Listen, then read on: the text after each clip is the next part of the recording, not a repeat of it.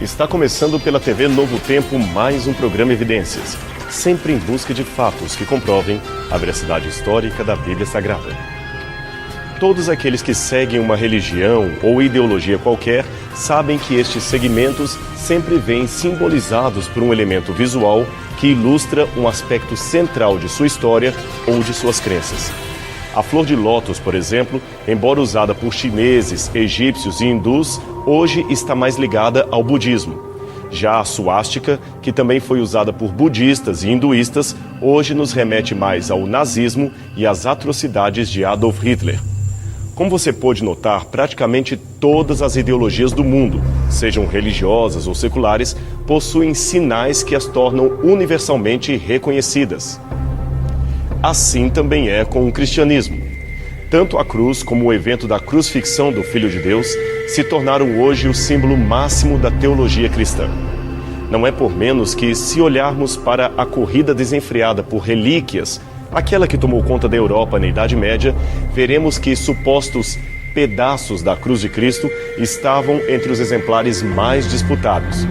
Não é por menos que o filósofo do século XVI, Erasmo de Roterdã, escreveu com muita ironia o seguinte: há tantos pedaços de madeira da cruz aqui na Europa que chego a pensar que Cristo foi crucificado não num madeiro, mas numa floresta inteira.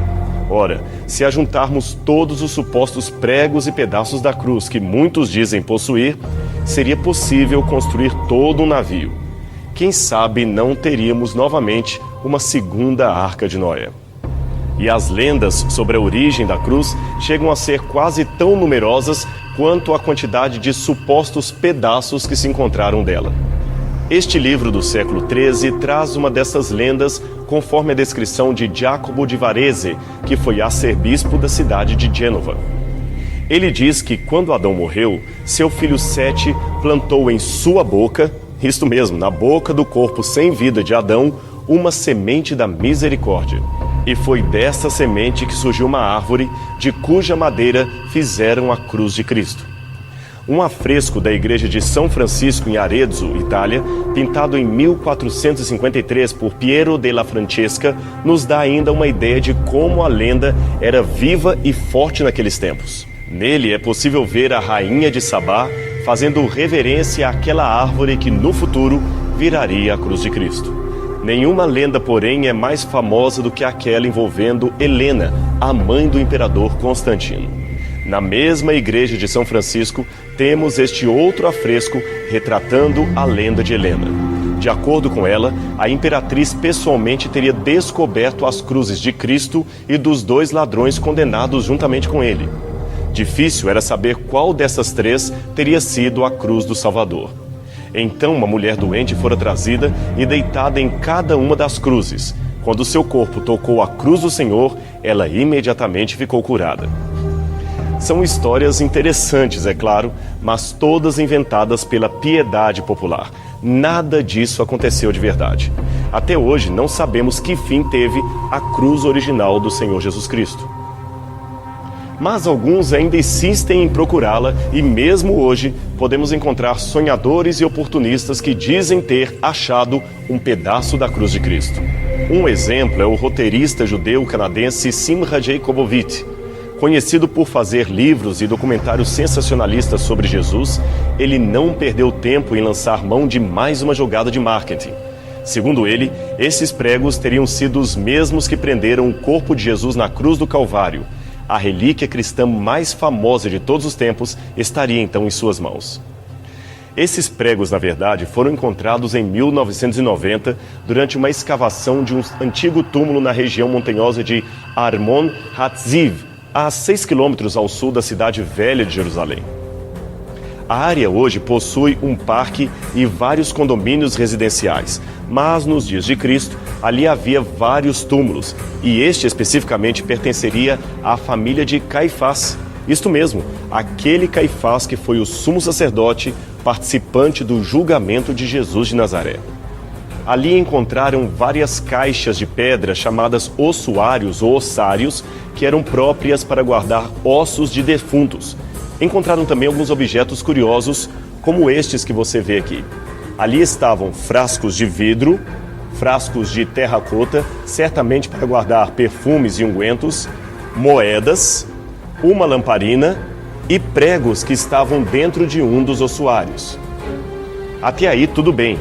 De fato, existem fortíssimas evidências de que este túmulo mencionado seria mesmo aquele túmulo da família de Caifás. E objetos assim são comumente encontrados em túmulos do tempo de Cristo. Aliás, todos esses objetos que mostramos aqui são originais e também foram encontrados em túmulos ao redor de Jerusalém. O problema é a teoria que vem depois disso. Simra declarou, baseado não sabemos onde, que Caifás se arrependeu do que fizera com Cristo e por isso pediu para ser sepultado com os pregos de sua cruz, a fim de ter proteção divina após a sua morte. Ora, isto não faz o menor sentido. Veja, este prego que eu tenho aqui em minha mão possivelmente fez parte da crucifixão de alguém no primeiro século. E como que eu deduzo isto? Simples, porque de acordo com antigos escritos judaicos como a Mishnah, um prego usado numa crucifixão tinha poderes curativos e ele era um dos poucos objetos permitidos de serem carregados no bolso durante as horas do sábado. Nós não sabemos ao certo de onde os judeus tiraram esta tradição relativa ao prego. Ela até a certo ponto absurda, mas isso talvez explique por que, em alguns casos, túmulos são encontrados tendo dentro deles pregos usados em crucifixão, e esses pregos são datados do tempo de Cristo. Assim, pregos encontrados no túmulo da família de Caifás não seriam novidade alguma. Ademais, um prego foi encontrado dentro do ossuário e o outro não.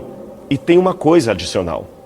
Este que aqui aparece é Zvi Greenwood. Ele foi quem escavou o túmulo de Caifás em 1990. Além de ridicularizar as teorias de Jacobovich, ele disse que os pregos que ele encontrou desapareceram e que estes que o cineasta mostrou em seu documentário não eram definitivamente os pregos originais encontrados no local. Estamos, portanto, diante de mais um sensacionalismo envolvendo o nome de Jesus Cristo. Mas, deixando de lado crendices, lendas e marketing hollywoodiano, o que podemos dizer da crucifixão nos tempos do Antigo Testamento e também do Novo Testamento é muito forte. Vamos perceber então em que as descobertas arqueológicas podem lançar luz sobre os modos como ocorreu a crucifixão específica de Jesus Cristo. No tempo do Antigo Testamento, os judeus geralmente apedrejavam pessoas que eram condenadas à morte. Mas, embora essa prática não fosse totalmente abolida, acrescentou-se à sentença capital o ato de crucificar pessoas condenadas, e isto já era praticado por governantes judeus mesmo antes da chegada dos romanos. De acordo com Flávio Josefo, um historiador judeu do primeiro século, Alexandre Janeu, líder dos Amoneus, que dominou Jerusalém de 103 a 76 a.C., crucificou de uma só vez cerca de 800 fariseus. E para aumentar a tortura, ele mandou massacrar as suas mulheres e filhos diante de seus olhos enquanto eles mesmos agonizavam na cruz. Terrível, não é mesmo? E tem mais um detalhe. Josefo disse que ele mandou executar estes fariseus no meio da cidade, próximos ao templo, o que certamente aumentava o ultraje à santidade local.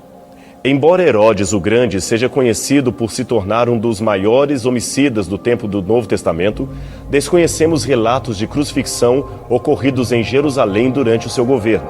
Numa só leva, por exemplo, o general Quintilius Varus mandou crucificar mais de 2.000 pessoas, a maioria delas nos arredores de Jerusalém. Na descrição que Josefo faz da destruição de Jerusalém e do templo no ano 70, temos o relato de que Tito mandou crucificar 500 judeus por dia, todos de frente para as muralhas, a fim de fazer com que os que ainda estivessem dentro da cidade se rendessem e entregassem as suas armas. Segundo Josefo, isto não funcionou. Então soldados romanos começaram a pregar as pessoas em posições diferentes e também em árvores, porque já não havia espaço para tantas cruzes, nem cruzes suficientes para tantos condenados. Foi uma carnificina sem igual. Joséfo, embora fosse judeu, havia bandeado para o lado dos romanos e a sua consciência certamente não o deixava em paz, especialmente diante da morte dos seus patrícios. Aliás, houve uma situação, ele mesmo a descreve, em que ele reconheceu entre as vítimas dos crucificados 3 de seus amigos ou colegas de juventude. Isto aconteceu enquanto ele voltava para Jerusalém, depois de ter visitado a vila de Tecoa, pois o cerco à cidade já durava meses. Veja então o que ele mesmo escreveu. Eu vi muitos prisioneiros que tinham sido crucificados e reconheci 3 de meus amigos entre eles. Então meu coração ficou cortado com aquela cena. Corri para o general Tito e contei com lágrimas o que havia visto. Ele deu ordens imediatas para que meus amigos fossem retirados da cruz e recebessem tratamento médico adequado. 2 deles morreram nos braços dos médicos, mas o terceiro sobreviveu. Por esse relato, você pode perceber que uma pessoa, se tirada a tempo, poderia sobreviver à cruz. Por isso, costumava-se colocar sentinelas junto aos condenados para impedir que alguém viesse e retirasse os corpos do madeiro ainda com vida. É que a cruz era desenhada para provocar o máximo de dor e sofrimento, mas ela mesma não era letal. Isto mesmo, a pessoa poderia ficar crucificada ali dias, agonizando, e finalmente morreria por causa de febres, hemorragias ou asfixia. Mas o processo, repito, era lento, muito lento. Alguns acreditam que seria comum, antes da crucifixão, o condenado sofrer uma cena de humilhação e tortura, que poderia incluir chibatadas nas costas. Este, por exemplo, era o flagellum, ou chicote romano. Suas pontas costumavam dilacerar o músculo ou, em alguns casos, fraturar as costelas. Essas chibatadas, contudo, embora tremendamente cruéis, não poderiam ser tão fortes a ponto de ceifar antecipadamente a vida do condenado ou impedir-lhe de carregar o madeiro horizontal, que era conhecido como patíbulo. Ele era levado pelo próprio condenado até o local da sua execução. Ao que parece, é pouco provável que Jesus tivesse carregado a cruz completa conforme vemos nas representações tradicionais. É mais coerente supor que apenas o patíbulo tenha sido levado pelo Filho de Deus. Este, aliás, é o depoimento de Plautus, que testemunha o que ele viu na época acerca da crucifixão. Veja em suas palavras o que ele mesmo descreveu. Deixe-o levar o patíbulo pela cidade. Depois o deixe ser pregado à cruz. Noutra ocasião, ele comenta a fala irônica de um rico que declarou o seguinte: Eu darei 200 moedas para o primeiro homem que carregar minha cruz e a levar na condição que suas mãos e pernas sejam pregadas duplamente. Também é sabido que a vítima teria de carregar no pescoço uma placa chamada títulus, aonde os romanos escreviam em poucas palavras o porquê de sua condenação. A Bíblia também fala que Jesus tinha uma inscrição que dizia: Jesus de Nazaré, Rei dos Judeus. Cada evangelista nos fornece uma parte desta informação. Marcos diz apenas que uma inscrição foi feita. Mateus diz que ela foi colocada na cruz logo acima da cabeça de Cristo. Lucas revela que foi escrita em 3 línguas: latim, grego e hebraico. E finalmente João acrescenta que foi escrita por Pilatos. É lógico que escrita por Pilatos não quer dizer que Pilatos a escreveu de punho próprio. Geralmente, essas tabuletas eram escritas com giz para serem reaproveitadas e, de acordo com Sêneca, quem ficava responsável de escrevê-las era um funcionário do Império que tinha o título de tabelarius. Da palavra tabelarius vem a palavra tabelião. Ele se chamava assim porque deveria escrever a sentença sobre uma tábula, isto é, uma tabuleta de madeira, e, em alguns casos, deveria carregar a tabuleta, a menos, é claro, que se tratasse de uma sentença. Aí era o condenado que deveria carregá-la. Mas certamente o texto era ditado pelo procurador, no caso Pilatos, que explica o porquê da sua frase. Ele apenas disse: o que escrevi, escrevi. O fato da tabuleta de Jesus estar em 3 idiomas talvez se deva ao fato de Jerusalém estar apinhada de visitantes de toda a parte do Império. Aliás, você se lembra, Jesus foi crucificado em meio às festividades da Páscoa. Logo, Jerusalém estava repleta de peregrinos.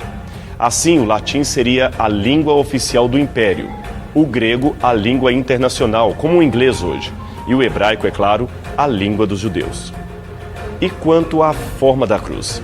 Bem, a enciclopédia heráldica citada por William Barry fala de pelo menos 385 diferentes tipos de cruzes, mas a maioria delas é posterior aos tempos de Cristo e não tem nenhum significado especial a não ser o de emblema familiar. Contudo, mesmo nos tempos de Cristo, havia diferentes tipos de cruzes, como podemos perceber pelos antigos escritos dos romanos. Sêneca é um exemplo desses antigos escritores a fazer menção sobre as formas das cruzes. Ele foi um brilhante advogado de Roma e tutor do sanguinário Nero César. De sua autoria, temos vários livros, como o chamado De Consolatione, que escreveu enquanto estava no exílio por ordem do imperador Cláudio. Neste tratado, Sêneca fala do horror que presenciou ao ver pessoas crucificadas em Roma. Ele diz: Lá eu vi cruzes, não apenas de uma forma, mas de várias, diferentemente planejadas para diferentes pessoas. Alguns penduravam suas vítimas com a cabeça para baixo, enquanto outros pregavam suas partes íntimas. Outros ainda estendiam os braços da vítima sobre o patíbulo. O patíbulo, lembramos, era aquele poste horizontal que cruzava um outro chamado estips, que ficava em pé. Essa citação é valiosa, pois mostra não apenas a pluralidade dos modos usados na crucifixão, mas afirma que dentre esses havia o costume de esticar os braços da pessoa de modo que ela ficasse na posição de um T. Em pelo menos duas citações, Sêneca descreve a crucifixão de um condenado que teve as suas mãos e braços estendidos sobre o madeiro, a saber, o patíbulo, que seria a segunda peça da cruz. Essa descrição é muito importante porque determinados grupos religiosos, como as Testemunhas de Jeová, insistem em dizer que a cruz, como a conhecemos, é uma invenção posterior e que os romanos não a utilizavam no primeiro século depois de Cristo. Logo, Jesus, na verdade, teria sido colocado não numa cruz, mas numa estaca de tortura. Esta é a forma como creem que Jesus foi ali colocado. Ora, como vimos, não é bem isto que Sêneca diz. Pelo contrário, ele já testemunhava conhecer uma forma de crucifixão em que as mãos eram estendidas horizontalmente e não esticadas de maneira vertical, como se estivessem sobre uma estaca. É claro que a palavra grega stauros, que traduzimos por cruz, pode ter um sentido mais abrangente, significando mourão, cerca, poste, etc. Mas é importante também avaliar não apenas o grego, mas a palavra latina crux, já que estamos falando da crucifixão em Roma. Ora, os romanos lembravam que a própria palavra stauros significava etimologicamente colocar em forma de T ou de X. Sabe por quê? Essas são duas letras fenícias conhecidas como Tav ou Tau. Delas veio a palavra grega stauros, que quer dizer colocar em forma de Tav. Por isso, os romanos crucificavam as pessoas com duas peças de madeira e usavam a palavra crux para definir esse instrumento. Da palavra crux vem a palavra cruzar, cruzamento, duas peças, portanto. Aliás, tanto Tácito quanto Plautus, Tito Livio e o já mencionado Sêneca dão a entender que a cruz incluía o patíbulo, isto é, aquele travessão horizontal, também chamado de furca, como também um segundo poste vertical chamado de estips. Esse estips geralmente ficava fixado no local de execuções ou disposto no chão para ali montarem a cruz por inteiro. Dificilmente os romanos fugiam deste modelo de crucifixão de pessoas, a não ser, como já dissemos, em alguns casos específicos, em que uma quantidade muito grande de condenados era morta de uma só vez, como foi o caso já citado da destruição de Jerusalém no ano 70. Ali, Joséfo declara que os soldados, por raiva e ódio, se divertiam pregando seus prisioneiros com diferentes posturas. Chegou um momento, continua o relato, em que as cruzes prontas acabaram. Então os soldados romanos começaram a pregar as pessoas nas poucas árvores que havia ao redor da cidade de Jerusalém. 2, 3 pessoas eram pregadas numa única árvore. Na crucifixão dos 6.000 prisioneiros de guerra por Crassus na Via Ápia entre Roma e Capua, o mais plausível é que eles tenham sido crucificados em postes verticais, o que seria a forma mais rápida e simples. À noite, eles puseram fogos nos corpos para iluminarem a estrada. Mas isto, repetimos, era a exceção. A regra era colocar 2 madeiros cruzados. Aliás, eram 4 as formas mais comuns de cruzes do tempo romano. Primeiro tem a cruz latina, depois a cruz comissa, mais tarde chamada também de cruz de Santo Antônio. Aí veio a cruz grega e a cruz decussata, também conhecida como cruz de Santo André. Grande número de especialistas em Novo Testamento defende que a cruz de Cristo teria sido do tipo latino, porque os evangelistas dão a entender que ela era alta e teria de ter espaço bastante para os romanos fixarem uma tabuleta acima da cabeça de Jesus. Nenhuma outra cruz das apresentadas oferece essas 2 possibilidades ao mesmo tempo. Agora deixe eu contar um achado arqueológico fascinante para você. Ele aconteceu em 1968. Naquele ano, os engenheiros israelenses estavam construindo um conjunto habitacional nesta região chamada Givat HaMivtar. Ela fica no subúrbio de Jerusalém. Ali, acidentalmente, eles encontraram esta urna de pedra e dentro dela estavam os ossos de um jovem chamado Yohanan. Aliás, o seu nome completo era Yohanan ben Hagakol. Sabia-se que este era o seu nome por causa da inscrição aramaica encontrada no exterior da urna. Mas o que mais surpreendeu os pesquisadores foi um objeto preso ao osso do calcanhar. Como você pode ver à direita do vídeo, havia um prego preso ali. Depois de detidos exames laboratoriais, concluiu-se que aquele era o primeiro, e até hoje o único, resto ósseo de alguém que fora crucificado e que pôde ser localizado pela pá dos arqueólogos. Mas talvez você esteja se perguntando, mas se os romanos crucificaram milhares e milhares de pessoas, não deveríamos ter achado mais corpos de crucificados? A resposta é não, por uma razão muito simples. Crucificados geralmente não tinham direito a um sepultamento digno.